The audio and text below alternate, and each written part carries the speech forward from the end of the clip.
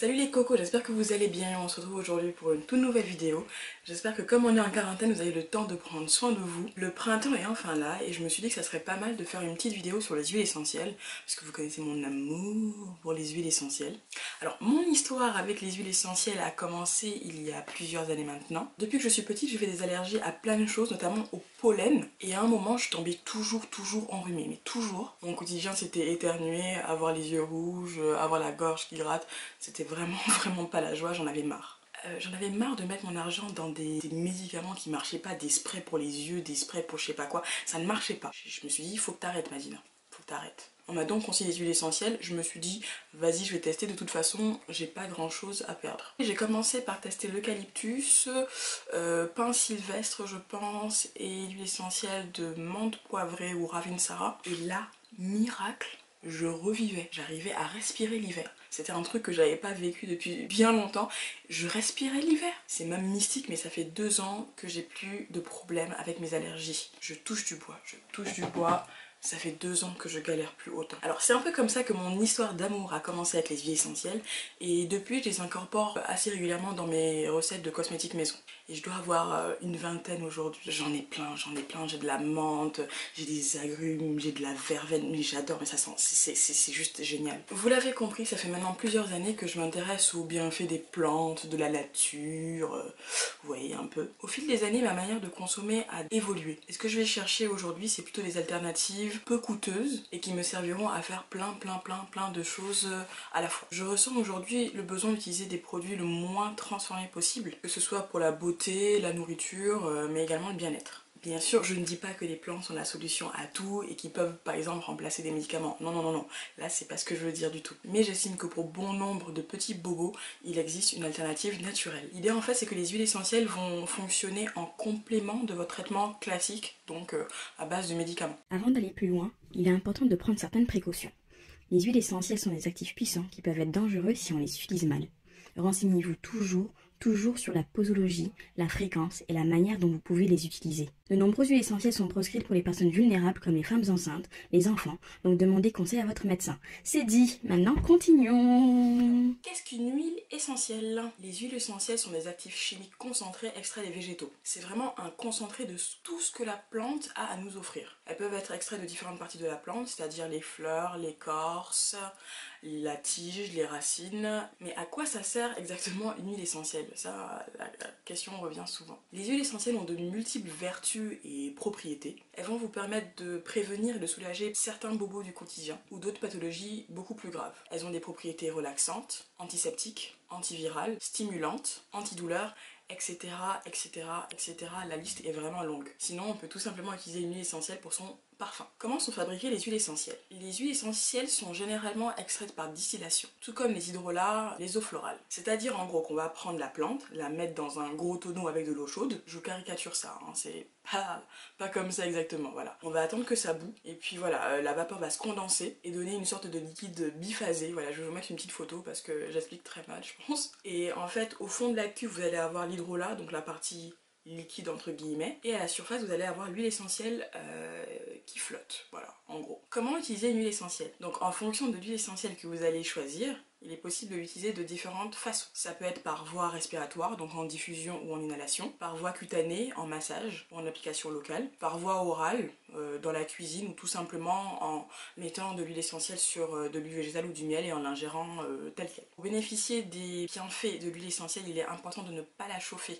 On ne chauffe pas une huile essentielle, sinon elle perd toutes ses propriétés. Je sais qu'il est possible aujourd'hui de commander pas mal d'huiles essentielles sur Amazon notamment, mais il faut être super vigilant si vous faites ça. Il y a énormément de produits de mauvaise qualité qui circulent quand il s'agit des huiles essentielles sur internet. Le prix ne doit pas être un facteur de décision. Moi je vais les acheter soit chez Aromazone, soit en magasin bio. Sur le flacon de votre huile essentielle, il y a des informations que vous devez toujours retrouver. Le nom scientifique, la partie de la plante utilisée, les molécules comprises à l'intérieur. Si vous ne trouvez pas ces infos, passez votre chemin. C'est un conseil d'amis, passez votre chemin. Alors on confond souvent les huiles essentielles et les huiles végétales, mais ce n'est absolument pas le même produit. Une huile essentielle ne se substitue pas à une huile végétale et vice versa. Comme je le disais avant, les huiles essentielles et les hydrolats sont obtenus par distillation le plus souvent, alors que les huiles végétales, donc l'huile d'argan, l'huile d'avocat, l'huile d'amande douce, sont le plus souvent produites par extraction mécanique, à froid. c'est mieux. Par contre, les huiles végétales vont servir de support aux huiles essentielles quand vous allez par exemple vouloir vous masser ou les ingérer. Moi par exemple à un moment ce que je faisais, c'est que je prenais une cuillère à soupe d'huile d'olive, je mettais une goutte de menthe poivrée et hop, j'avale et j'allais me coucher. L'hydrolat est donc l'autre produit issu de la distillation. Des fois on parle d'hydrolat, des fois on parle d'eau florale. Je vous avoue que moi j'ai appris il n'y a pas longtemps que c'était à peu près la même chose, je ne savais pas. Alors une eau florale, comme son nom l'indique, en fait c'est un hydrolat mais qui a été obtenu par distillation uniquement des fleurs. Logique. Donc pour le coup on va pouvoir parler d'hydrolat de rose ou d'eau florale de rose. Alors vous allez me dire mais pourquoi je vous parle d'hydrolat? Pourquoi je vous parle d'hydrolat? Tout simplement parce qu'un hydrolat peut être utilisé comme substitut à une huile essentielle pour les personnes qui ne peuvent pas les utiliser. Un hydrolat contient moins de composés chimiques qu'une huile essentielle. Il est donc plus doux et peut donc être une bonne alternative aux personnes sensibles, fragiles qui ne peuvent pas utiliser les huiles essentielles telles quelles. Mais revenons-en à nos amis les huiles essentielles puisque ce sont les stars du jour. Alors tu l'auras compris, il existe des centaines et des centaines d'huiles essentielles. Je vous ai sélectionné 5 huiles essentielles pour constituer votre starter pack d'aromathérapie. Les voici avec quelques-unes de leurs vertus. Alors la première huile que j'ai choisie, et pour moi c'est la star des huiles essentielles, c'est l'huile essentielle de tea tree. Alors c'est pas du thé, vraiment ça n'a rien à voir avec, c'est vraiment un arbre à part. À chaque fois on me le dit mais non, ça n'a rien à voir. L'huile essentielle de tea tree elle est juste fantastique. Si je devais en garder qu'une seule, ça serait je pense celle-là. Elle est notamment antifongique, antivirale, antibactérienne, anti-inflammatoire, anti-bobo. Alors aide pour le traitement de l'acné, l'angine, les fièvres, les aftes, les douleurs dentaires, les mycoses. Et on peut également s'en servir pour faire le ménage. Ceux qui se sentent d'humeur à faire le ménage. Je pense que tout le monde fait le ménage chez soi du coup, normalement, j'espère. Deuxième huile essentielle que j'ai sélectionnée pour vous, c'est celle de Ravinsara. Alors c'est une plante qui nous vient tout droit de l'océan Indien. Moi j'aime pas l'odeur, personnellement, mais j'utilise quand même, voilà. Des fois les huiles essentielles, il faut savoir faire des compromis entre l'odeur et les propriétés. Ravinsara c'est le cas. Sont pas ouf ouf. Le Ravinsara c'est un puissant antiviral et un puissant antibactérien qui stimule l'appareil cardio-respiratoire. On va l'utiliser contre les grippes, les rhumes et tout plein de pathologies ORL. Contre également les petits coups de mou quand vous vous sentez un peu raplapla, ramollo. Et pour assainir également l'air de votre maison. Troisième basique, l'huile essentielle de lavande aspic. Elle ça va être pour les migraines, les crampes musculaires, pour les petits bobos de la peau comme les brûlures, les démangeaisons, les piqûres, l'urticaire, les cicatrices. Elle est vraiment fabuleuse. Et en plus moi j'aime tout simplement l'utiliser en diffusion pour son odeur, j'adore la lavande, j'adore vraiment la lavande. Quatrième huile essentielle pour vous c'est la menthe poivrée, c'est un truc de malade, elle va vous revigorer, c'est un truc de malade. Si vous vous sentez un peu raplapla, un petit coup de mou, voilà, on la respire, on l'inhale. Voilà. Je suis revigorée. Donc elle va stimuler l'organisme et peut s'utiliser en cas de nausée, d'inconfort respiratoire, de mal de gorge, d'indigestion, de vomissement et également dans vos sprays pour les cheveux pour stimuler la pousse. Ça c'est pas mal. Moi j'en mets un peu dans mon leave-in pour mes cheveux. Cinquième huile essentielle pour vous c'est l'orange douce. L'huile essentielle d'orange douce, comme pas mal d'agrumes, a des vertus relaxantes. Donc à utiliser pour les problèmes liés au stress, si vous n'arrivez pas à dormir, donc des problèmes d'insomnie, que vous traversez une période difficile, donc des examens, tu vois, pas mal de stress, je prépare quelque chose d'important, tu vois, je sniffe un peu d'huile essentielle d'orange douce, je me mets bien. Également pour les troubles digestifs. Ce qui va être intéressant avec ce petit starter pack que je t'ai préparé, c'est qu'il est possible en fait de mélanger les différentes huiles essentielles pour bénéficier des propriétés et même décupler les vertus de ces différentes huiles essentielles que tu vas utiliser. C'est ce qu'on va appeler en aromathérapie une synergie. Quand tu entends parler de synergie, c'est juste un mélange d'huiles essentielles qui vont fonctionner ensemble pour traiter une problématique, un petit bobo bien déterminé.